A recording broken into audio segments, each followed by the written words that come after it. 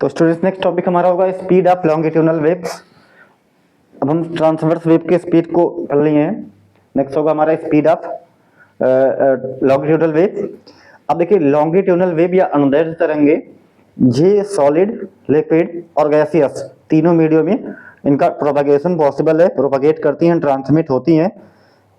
तो अब हम तीनों मीडियम में क्या फाइंड करेंगे? Speed of longitudinal wave.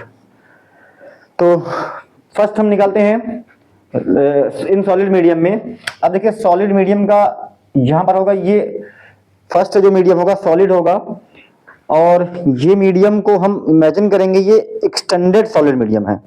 ये एक एक्सटेंडेड सॉलिड मीडियम है, एक्सटेंडेड सॉलिड मीडियम है। इनका मतलब होगा ये एक विस्तृत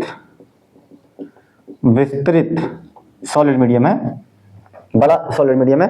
तो इस सॉलिड मीडियम में किसी भी रैंडम शेप का होगा ये है, तो इस सॉलिड मीडियम में जो स्पीड ऑफ लॉन्गिट्यूडनल वेव होगा वो होगा v is equal to root of b plus 4/3 eta by d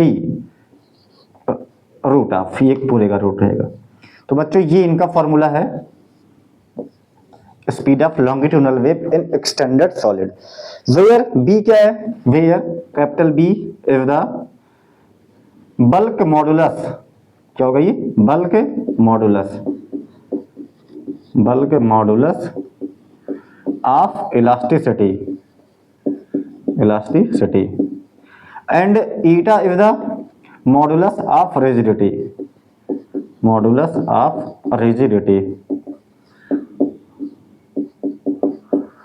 बस, और small d is the density of the medium.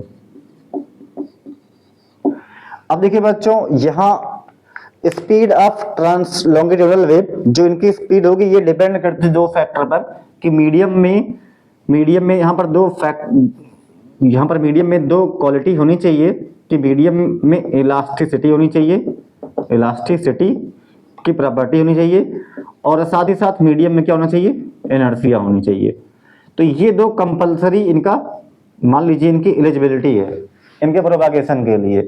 तो मीडियम में अगर इलास्टिसिटी होगा और इनर्शिया होगा तभी ये वेव प्रोपगेट कर पाएंगे, अदरवाइज नो। तो यहाँ पर बी, यहाँ पर बल्क मॉडुलस ऑफ इलास्टिसिटी है, ईटा है modulus of rigidity of solid है, और small D is the density of the medium, solid medium. तो ये हो गया इन एक्सटेंडेड सॉलिड।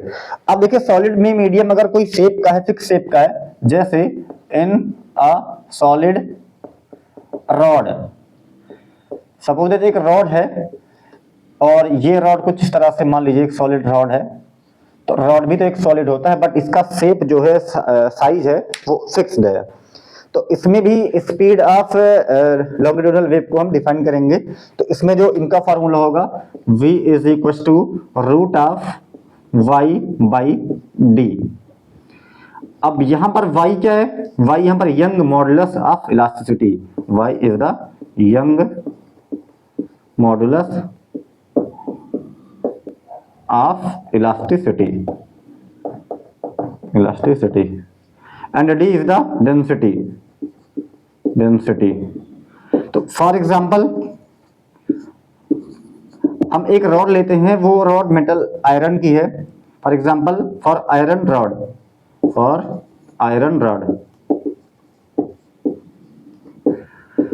रॉड के लिए y की value means young modulus of elasticity की वैल्यू जो होती है वो 2.0 into 10⁻11 होती है, और इनकी जो डेंसिटी होती है वो density average density 5096 metre cube होती है। तो यहाँ पर Young modulus of elasticity y is equal to 2.0 10⁻11 newton per metre square, इनका यूनिट रहेगा, ये डेंसिटी है। अब अगर हम किसी आयरन के रॉड में स्पीड इनकी फाइंड करें, स्पीड ऑफ लॉन्गिट्यूडनल वेव, तो क्या रिजल्ट आएगा? तो सॉरी, इनका डेंसिटी ये नहीं होगा, डेंसिटी इनकी होती एवरेज डेंसिटी होगा 7.7 into 10⁻3 मीटर क्यूब। तो जब हम इनका फॉर्मूला में वैल्यू पुट करेंगे तो v is equal to root of y की वैल्यू पुट करेंगे ये वाला 0.0 10 to the power 11 upon density 7.7 10 to the power 3। और इनको जब हम पूरा सॉल्व करेंगे तो स्टूडेंट्स हमारा रिजल्ट मिलेगा 5096 मीटर पर सेकंड।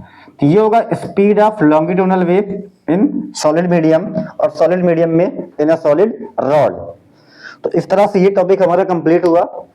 अब नेक्स्ट टॉपिक स्टार्ट होगा नेक्स्ट स्लाइड में, और अब इसमें बहुत कुछ बचा है वेव मोशन में। तो बस आज के लिए इतना ही।